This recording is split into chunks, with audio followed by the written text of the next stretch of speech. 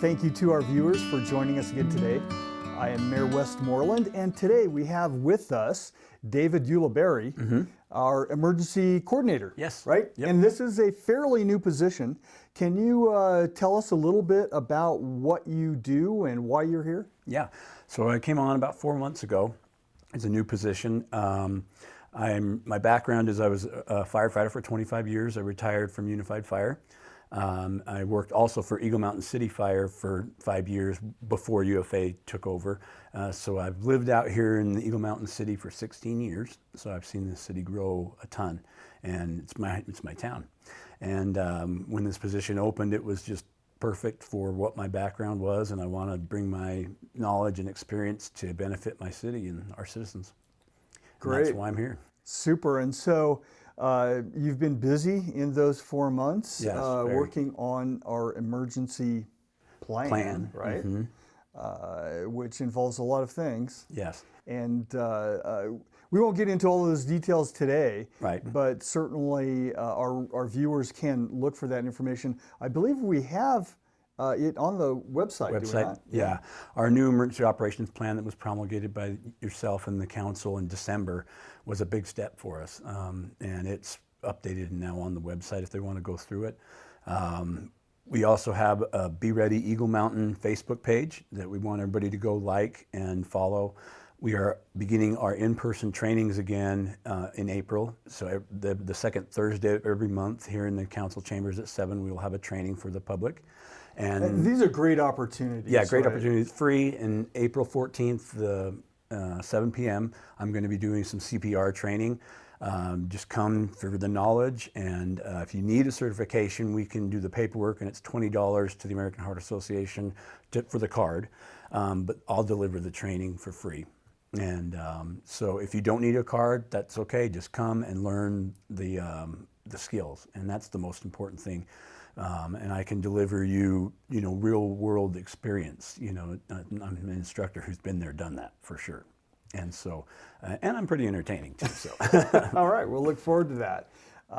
What else do we have coming up that our viewers need to be aware of? So the Utah Shakeout again is coming up in April, where you can go on to the shakeout.org, find Utah, and you can register your family and kind of tell the state what your plan is, what are you going to do, and it will give you some ideas, and also has resources where there's some audio of rumbling you can play for your kids, and you can go underneath the tables and make your family plan. And that's kind of the idea, is to start making your family plan, because if you're not in an emergency, if your family's not taken care of, you're not going to be very beneficial to the community, because you're going to be torn in a different direction.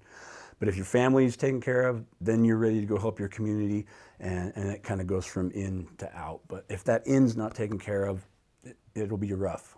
That's a great point, and that's exactly where we need to start. Right. Start in, work out. So the Shakeout is a great opportunity for your family to just do a drill. And it doesn't have to be at 10:15 when the state's going to do theirs. It can be any time during that day or week. And so just take advantage of that and on shakeout.org. Well, that's great. We'll look forward to that. Certainly, we're in a good place in Eagle Mountain. We don't have any major fault lines or a lot of liquefaction, right. But still, we shouldn't be complacent, right? Yeah, that's not that's a false sense of security. In an earthquake, a major earthquake, wherever it does happen, just because we don't have those things does not mean you won't be severely affected. I mean, commerce is going to be a problem, infrastructure.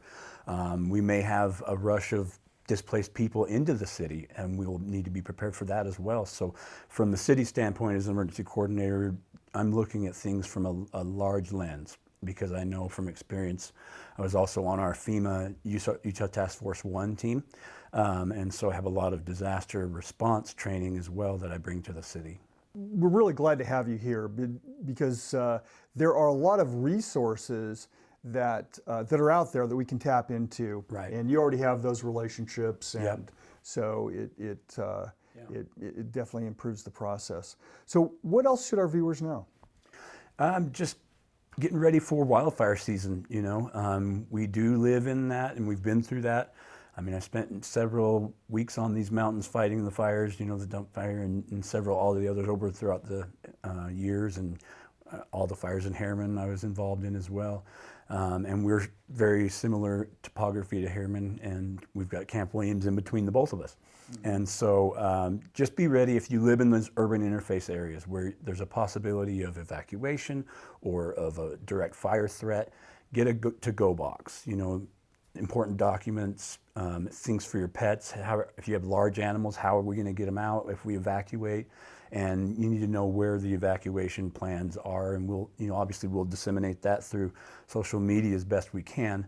But if you're ready ahead of time and you're not reactive versus prepared, and you can just have a plan and go, it'll be a lot smoother. And for us as a city and as first responders, because if everybody's just reactive and going crazy, traffic can be a problem, and we need to get in to fight those fires, and traffic going out can inhibit that. So we want to try and make sure everybody's kind of got a plan and just prepare for the worst and hope for the best. And when you choose to live in these areas, it comes with the territory. Just like coyotes, just like deer, we moved into their area, and same with wildfires. And there are some that are not man-made. I mean, it naturally happens too. I mean, Mother Nature is dry lightning is our worst nightmare out here in wind, because usually wind's associated with those dry thunderstorm heads. And so I would say that right now, other than your general preparedness and hop on the April 21st Shakeout, wildfire season, get ready for that.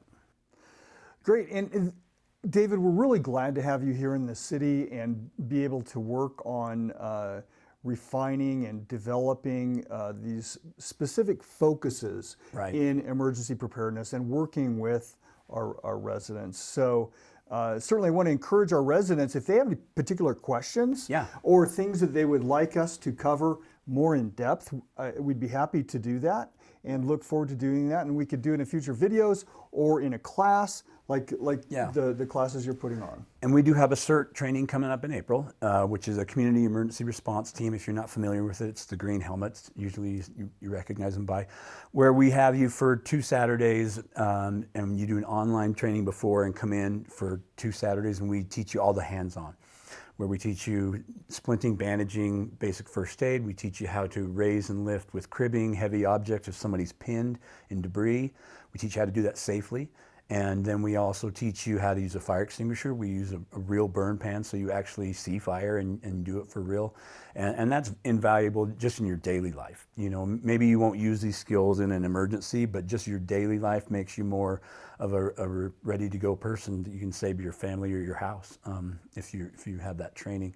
And we also talk about disaster psychology. So if you are involved in a response in a disaster, what's it going to do to you mentally if you don't come from a background of medical response and then you're thrown into the fire? It's going to be overwhelming, and we teach you and give you some tools on how to deal with that and give you real life expectations so it's not a surprise.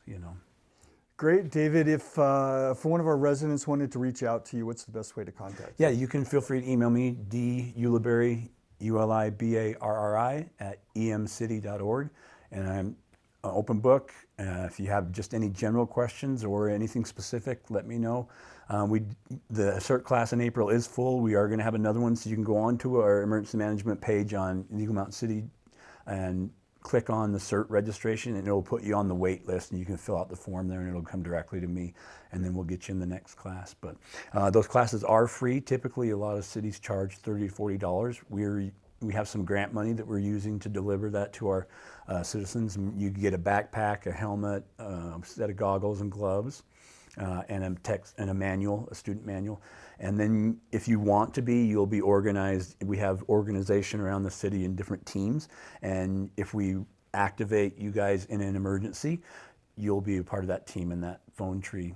And so there's ways you can be involved, not just get the training. You don't have to join a team, but that's the goal, is to have a volunteer response group. Because in a disaster, as first responders, we get overwhelmed pretty rapidly. I mean, we have a lot of our resources we have cover everything we usually go through, but when it's multiplied by 1,000 or 10,000, we've only got so much Right, we there are can only do. so many ambulances, there are Right. only so many fire trucks, et cetera, et And, cetera. and also with that CERT training, it also teaches you more things that you can do to have your family ready on a higher level too. And you have some training where you can deliver that first aid, where we're going to be dealing with big incidents. We're going to go to our high impact zones, and during an earthquake or a major disaster, there's the scenario where we may drive past a fire as a firefighter, and that's gut-wrenching, but there may be bigger fish to fry. Sure. The school may be collapsing or something like that. So if the more the citizens can be prepared and take care of those other minor things, or at least stabilize people, the better the whole outcome will be till we can get there. Wonderful. Thank you, David. Thank you to our viewers. We'll look forward to seeing you next time. Have a good day.